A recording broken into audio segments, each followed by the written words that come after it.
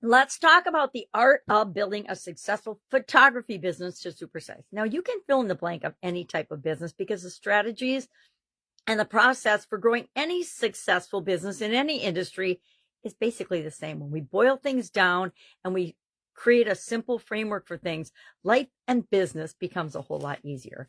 I'm using photography business because I have a very close relative who built a very successful photography business, and she went through a lot of the trials and tribulations that any business owner goes through as she completed the different tasks involved in creating that business. So what are some of the key strategies that she used, and how did they turn out for her?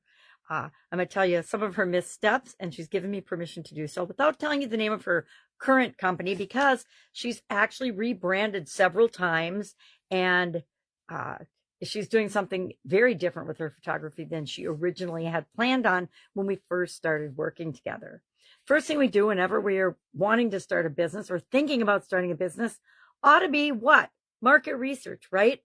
Get out your mobile device, get out your laptop, get out your computer, go to the public library if you have to, use a computer, but do something to do some homework to look into the industry that you are curious about. What's out there? What are other people doing? What's super duper successful? What's working? What's not working? What do you want to do? And we combine all of our research, what we're passionate about, and we find a sweet spot. And I should have grabbed my graphics. I have a graphic that demonstrates this really well. It's a Venn diagram that shows exactly where all of the things that are most important intercept. And that's where you should start when you want to launch a new business. And we don't just want to launch a new business. We want to launch a business and have a business wherever we are in that progression, from startup to whatever figures. Most people measure success in their business with dollar figures, right? Is it a startup? Is it $100,000 business a year? Is it $1 million business a year? Is it a 6, 7, 8, 9, 10 figure business a year? And that's how people measure the stages. However, I found there is less, it's less to do with the dollar amount that you're selling or generating in revenue than it is about the state of mind and the stages that you go through as you build and grow and supersize your business.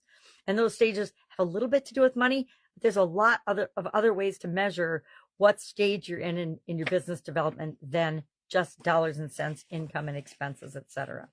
So market research, always first. Then pick the area, the niche you want to work in whatever industry you're in. We're in a very complicated, very busy world nowadays. You used to be able to just say, I want to be an accountant. You'd hang out your sign and you would have customers coming to you and you could be an accountant. Now there are, I don't even know how many accountants there are. That might not have been my best one to pick out of my brain, but I'm sure there are hundreds of thousands of accountants or people that do accounting and bookkeeping, different types of services. So you have to pick and choose. Number one, I start with, who do I want to work with? Who do I want to serve? Who are my favorite people to work with? If I could design and have 100 of my most ideal customers, what characteristics would they have in common? What demographics would they have in common? Then I actually go as far as to, thank you, Russell Brunson, and all the other people have taught me about branding, name that person. That's what I do. So of course, that's what I coach and teach my consulting clients to do. Pick a person that you envision whenever you're writing content, whenever you are getting content written, when you're creating your brand. Create it for the people you want to attract, not who you might be serving right now.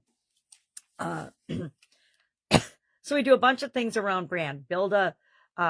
We build our brand based on how we name it, the colors we choose, the look and feel we want, all those touchy-feely things that we want to use to attract people. Then we have to build a professional portfolio. Photography and this build a professional portfolio applies to other businesses and industries as well, right? Start to collect testimonials. Start to share and collect information about people that you've worked with before. If you're just starting out, it's really, really important. You just, from anybody that you've helped or people that you've helped in the past, what do they say about you? What could they say about you? I personally love video testimonials. And so start from the get-go, or wherever you are right now, getting stories and testimonials and feedback. And nowadays with social media, it's so easy. It comes in every way, shape, or form. All you have to do on your phone, even I can do this, is snap a picture of a text or a message that you receive. And then you can go in and you can blur out, people's key contact information if they don't want you to necessarily share that. And guess what? If people don't want you to share stuff, you don't share stuff, right? We always just do what's right. Then we talk about, and for her, we did set up the studio. Some people have a studio in their home. Some people have a roaming studio, depending on the type business or photography that they're doing. Other people have a studio van, right, which is a mobile one. Some people have an actual physical location that they go rent. So what kind of studio do you need for the type of photography you're doing? There's so many different types of photography, and what you specifically want to go after will determine if you need a physical studio, and how you'll go about setting that up.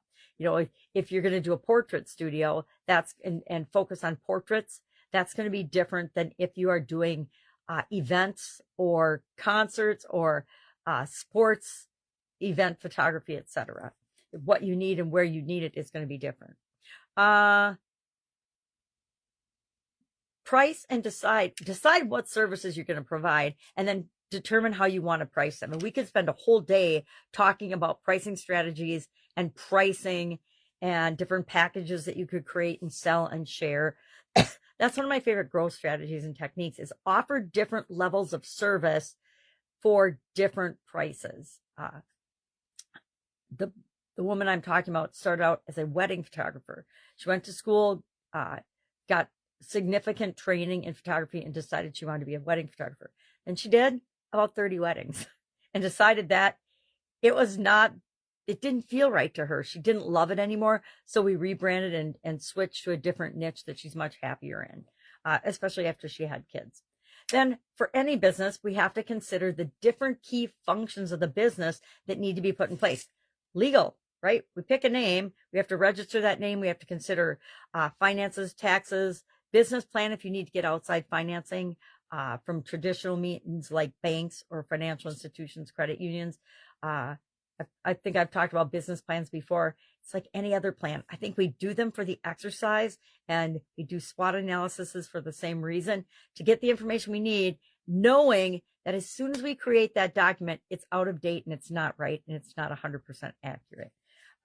I've worked with some people that created a business plan and they thought it was the best thing in the whole wide world. And as soon as something didn't go according to their plan, they were in chaos mode, reactionary mode, because they thought they had to stick to their business plan.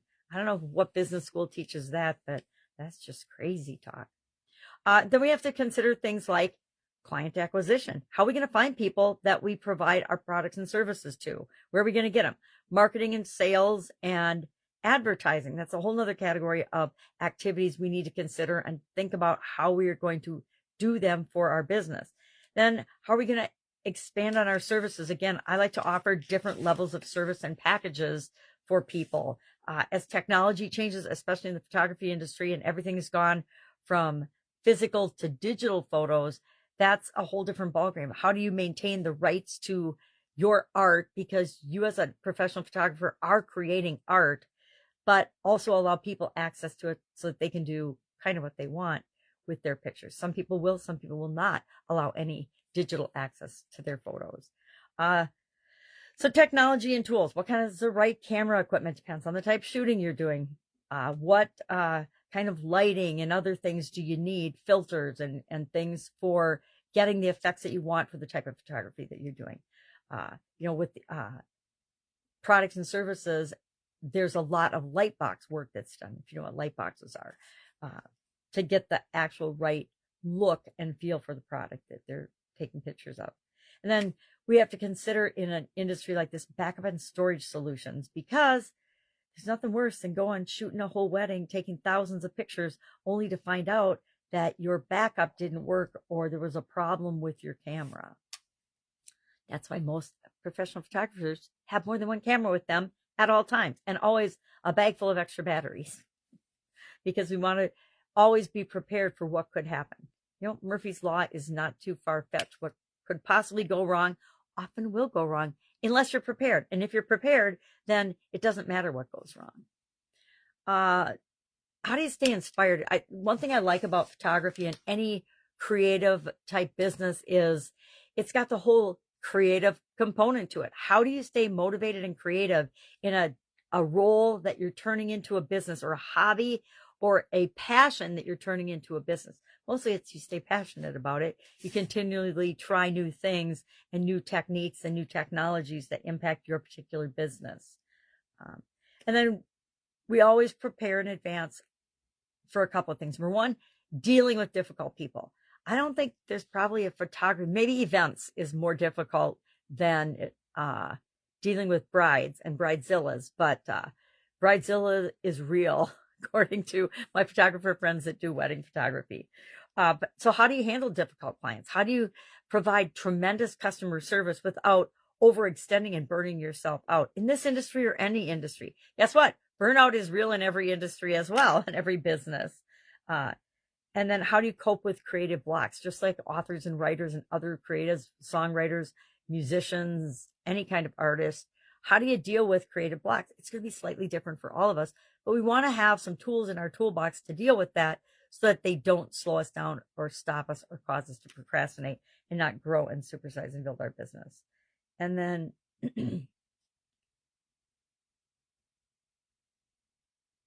I can't read my writing. I'm done. That's enough. So that's just some of the processes and systems that we go through as we're building and growing and supersizing our business. And again, the stage of the business and business growth that you're in will determine what areas and strategies you want to emphasize.